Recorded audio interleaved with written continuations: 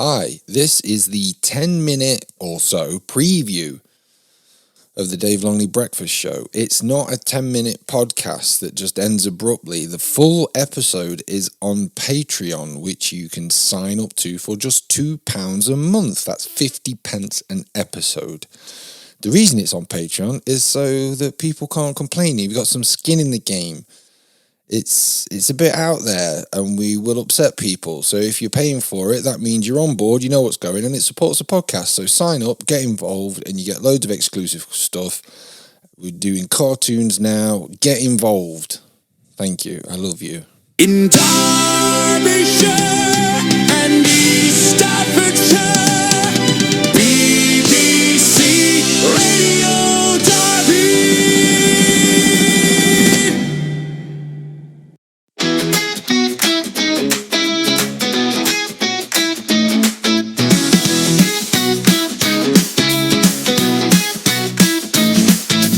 Day right with Dave Longley and HIV positive vibes. He's up with the sun, he's feeling alive. One pill a day and he's ready to thrive. His immune system's solid, his energy's high. He's undetectable, no need to deny. Toast in the toaster, kettle on the boil. Dave's on the air, bringing laughter and spoil.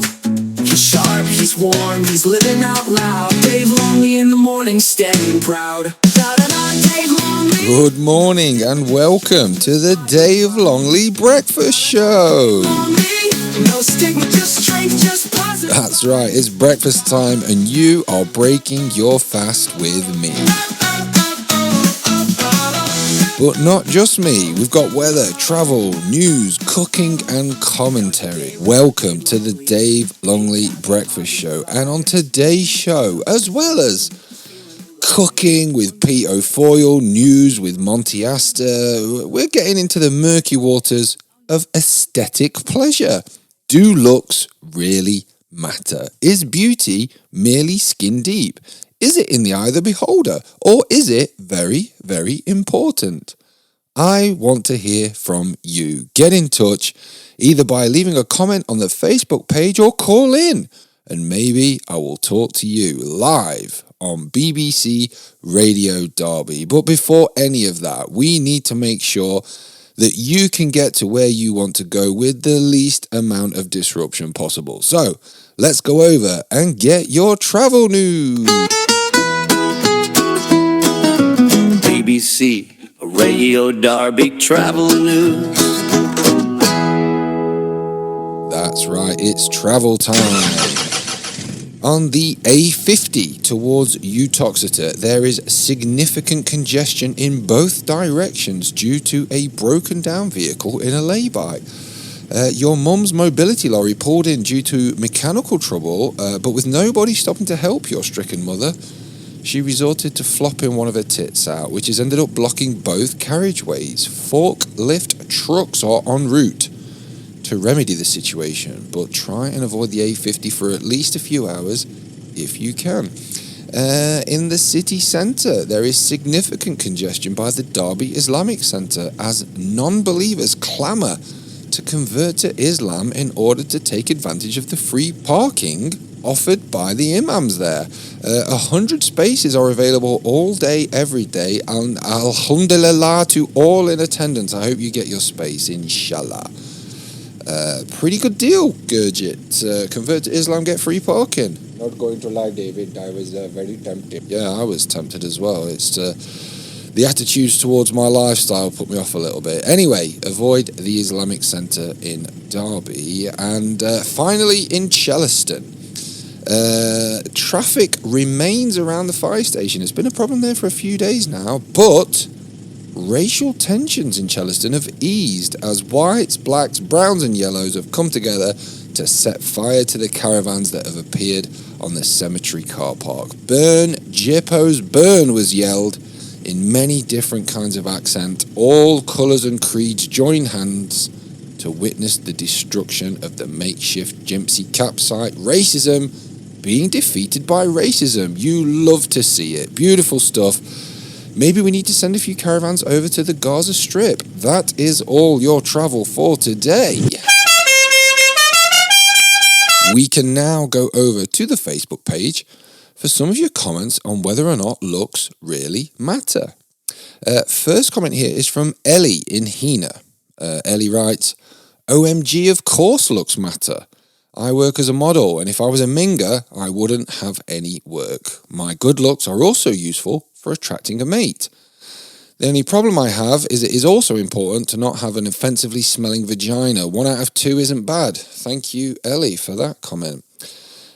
Gordon in Sudbury has posted, I used to care about looks, but eventually they fade. What's important is how well you get on with your partner. What they don't tell you is that fades too, which is why I clubbed my elderly wife to death with a hammer. Now I'm stuck in prison being raped daily because I won't convert to Islam. Honestly, it's still preferable to living with that moaning old bat. Thank you, Gordon, for that comment. And the final comment for now reads, looks don't matter because nobody knows what anybody looks like anymore. Everyone uses filters and artificial intelligence can completely change your appearance. Anyone who meets anyone online can be easily fooled. For example, I thought I was arranging to meet a 12-year-old girl at a KFC, and it turned out to be 3 detective constables all in their mid-40s. The game's gone.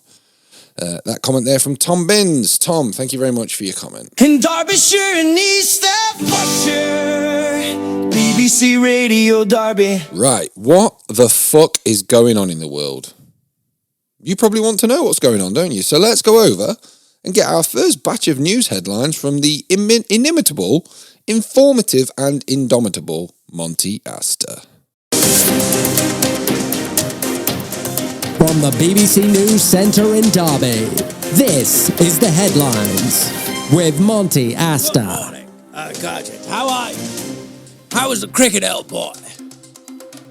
Oh, I can't hear you. Listen, what a morning I've had. I think I told you last week that me and Mrs. Astor joined the gym. She's insisted that we go to an actual gym now. You know, I said, what's wrong with my grandfather's rowing machine now? You know, that thing's perfectly working order. You know, and she said, no, we've got to join a gym, Monty. And that thing's brilliant. You know, I said it's just up there in the study. It should have been it was actually on the Carpathia, the Titanic sister ship. You know, and it's a bloody good job as well, because the Titanic, I don't know if you know this, good. I don't know if this is in your culture, this part of history, but there was a boat called a ship, as it's known, called the Titanic. And it went down and lost a great number of lives, a real tragedy. You know, the number of first-class passengers who perished was off the scale. And I do believe a few lower-class passengers as well. You know, but that's the sort of place you'd have been in. Good, one would hope. But, you know, he should have been on that, but instead, they went on the Carpathia, which apparently at the time, according to my father, you know, he was annoyed about it at the time, but it turned out to be a blessing. It's just amazing how these things happen, you know, these sort of, you know, coincidences, this sort of serendipity, as you call it, sliding doors moments. Because if that thing had gone down with the ship, it would have been a real tragedy. But luckily for us, for the Astor family, it stayed in the family. Anyway, Mrs. Astor has insisted, I don't know if I told you about the Mount Jaro issue, you know, she wanted to get on the Mount Jaro, because her friend Marjorie was also on the Mount Jaro. She put over £2 over Christmas. Now, one of the things with the Mount Jaro, I can't remember if I told you, but you've got to, they Photoshop themselves to make themselves look thinner, so she's not been allowed it. Because basically Mount Jaro, and I agree with the company on this, they make sure you're fat enough to get the Mount Jaro, you know, because of these young girls with their eating disorders, and they're worried about them saying, you know, well, no, you actually are a perfectly healthy size, but get on the Mount Jaro anyway to lose a bit more weight. Anyway, Mrs. Astor was caught doing this. She was caught lying, so we now have to join a gym. She's already shifted the £2. She shifted £5 already. You know, it's going perfectly in her favour, but the thing is, Gurgen, she's insisted that I come with her. And I didn't want to join the gym. We're going to a Nuffield Health now, which is it's got a sauna, so I could go there. I don't like these other gyms, you know, these JD gyms, pure gyms, you know. It's full of plants. But the Nuffield, it kind of prices those out, doesn't it, But you still get bad behaviour in the gym, Sometimes I want to go on a certain machine, This highlights as well. Because half the machines are bloody out of order, aren't they? They're not built to last, not like my grandfather's Rogue machine that should have been on the Titanic. No, they're built to last. People are getting, people are crowding around on certain machines, especially these young people sitting there scrolling on TikTok while they're on a machine. They say, I've got another couple of sets left. Well, hurry the fuck up with it. You're sitting there scrolling through TikTok instead of lifting a weight there. If they just got rid of TikTok off their phone, they'd be done in half the time. And then they'd have to go back to their sad lives, and that's why they're trying to avoid in the gym. But they brought it in there with them on Instagram or whatever. And I don't know why we're going to this gym, but it's all right. Mrs. Astor loves it, and I was happy to sit in the sauna for a bit. Although that can be a bit. That's the problem with the UK these days. We've got these immigrants cleaning the changing rooms and whatnot, and they're not doing a great job, because they come from these third world cultures where they don't clean things. Why is there always a random pubic hair on the bench? It doesn't matter where I sit. There seems to be a random bloody pubic hair. I don't know if they're putting it there themselves. The cleaning lady, Yolandi or whatever her name is, I'm assuming that's her name. She seems Nigerian. She's black. She insists on hoovering underneath your feet while you're on a machine. It's almost like she waits for someone to use the machine and then starts hovering around it. And I said to her, get away from them. I'm trying to use the machine. I'm trying to use these bars here. These hanging bars. And then the next thing, I'm getting dragged in to the office to say I said something about hanging. Yes, I was hanging from the bars. I was holding on to the bars and letting my weight do the work. I watched it on Joe Wicks. And they're telling me I'm being racist towards her. I said, no, I'm using these hanging bars. And that's what I was doing. And apparently, no, that's not good enough. There's this woke leftism brought into the gym now. You can't even say hanging bars without offending the cleaning lady.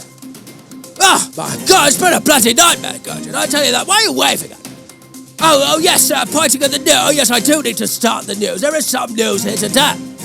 We've got a lot to get through. Have you got a new bracelet there, Gurgen? Why are you pointing at your wrist?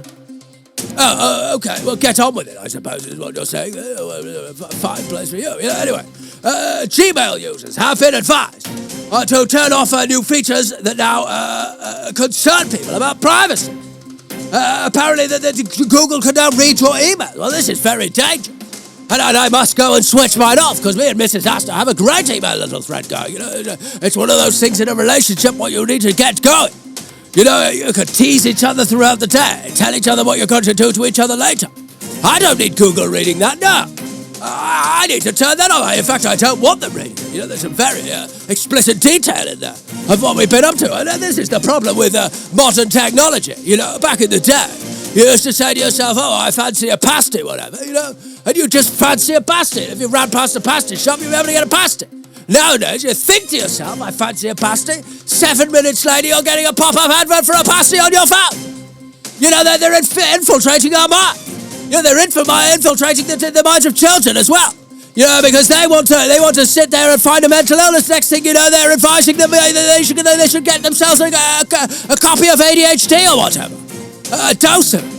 No, I need to go turn this off. Anyway, there's details here about how to turn it off. Because they're exploiting our email history. So I must go and do that now. Anyway, these have been your headlines, first thing. There'll be some more later. I've been Monty Astor, over and out. In Derbyshire and East Staffordshire, BBC Radio Derby. Monty Astor there with some great information about Gmail. Real food for thought there. I won't mind having a look at those emails, I'll tell you. David? Yes, Gurjit. Can you fucking come on the mic? You remember your New Year's resolution? Oh, sorry, David. Sorry, sir. Yes, oh God, is anyone going to have a word with Monty about his news? I don't know what to do. I don't think we should say anything. No one's complaining. They wanted 2 lots of news. Just Just leave it. I fucking tell him every time. I'm like, oh, no, you've got to. I know. Don't worry about it. Just leave it, okay? All right, Dave. Okay, you're the boss. Right, that is the news out of the way, or at least the headlines out of the way. We can go over to our first call about whether or not looks are important. And on the line, over in Repton, we have Reginald. Reginald, are you there? Can you hear me? Hello, David. How are you? I'm very good, Reginald. You sound a bit worse for wear. Oh, I'm 83, David. I'm always worse for wear. You know. Oh dear. This old bang is a lot of miles on the clock, David. Lot of miles on the clock. Well, you're doing the Lord's work. Have you found any paedophiles yet? Have I? No, been trying, David. I just can't. I don't think I've got all the modern lingo down. Do you know what I mean? Right. Yeah. It's difficult. You've got to be persuasive. You see. Yeah. If I go on and I say hello, I'm a 14-year-old and my name's Maureen. It puts them off, you know what I mean? Yeah. It's interesting because today we're talking about are looks important, and Yeah. do you think looks are important to paedophiles? Oh, I don't know, David. Oh, well, I'm the wrong person to ask, really, David, for two reasons. Of course, yes. I wasn't implying. Two reasons. Wasn't implying anything. No. Well, I said it, David.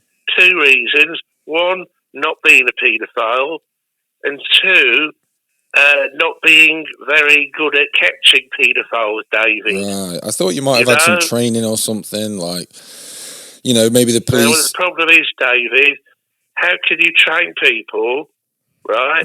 If how can I explain it? The only way to train someone would be to break the law. Do you know what I mean? Oh, I see. You can't shout. Yeah. Does that make sense? Yes. Do you know? It's like if when I was younger, David, when I was not younger, as a teenager, 14, used to go fishing with my uncle David, you see, and this story's not about molestation, by the way, David. Okay, good. It's not about molestation. He didn't molest me. I'll put my penis back in my pants. Yeah, no, we went out fishing, you see, and we had the canal, and he used to say, for this fish, this is the best type of bait, and he'd open up his box, he'd show, the maggot box, or it'd be worms, you know what I mean, David? Yeah, lots of bait. Yeah, and he'd learn, you see, by showing us. Now, there's no way that they could train us by saying, go look at this, naked kiddie, this is the best bait. You can't do that, can you, David? No, you can't even do it AI either. So. You can't do it AI. Yeah, and rightfully so, David. Right. It would defeat the point, wouldn't Absolutely, yeah, absolutely. You can't. So, all I can do is try my best and guess and anticipate. And I'm not good at that, David.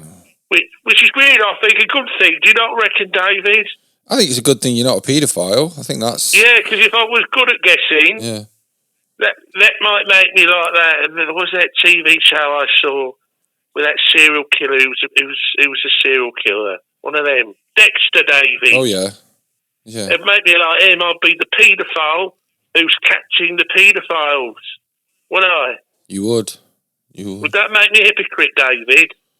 Yeah, it would. Well, no, maybe not a hypocrite. Maybe untrustworthy in the paedophile. Well, what's worse, David? I imagine being untrustworthy, hypocrite, or being a paedophile. Which is worse? I think out of the two, being a paedophile, but an untrustworthy. Yeah, I do too. An untrustworthy, hypocritical paedophile. That's not going to win you a lot of friends, is it? I mean, I imagine. How can you be? I imagine a lot of paedophiles rely on trust. Do you not think most paedophiles are hypocrites, David? Yeah. Yeah. Because there's not many paedophiles who aren't. Not many paedophiles say, hey, I'm a paedophile. And then they do being a paedophile. Most paedophiles say, I'm not a paedophile, don't they, I think? Well...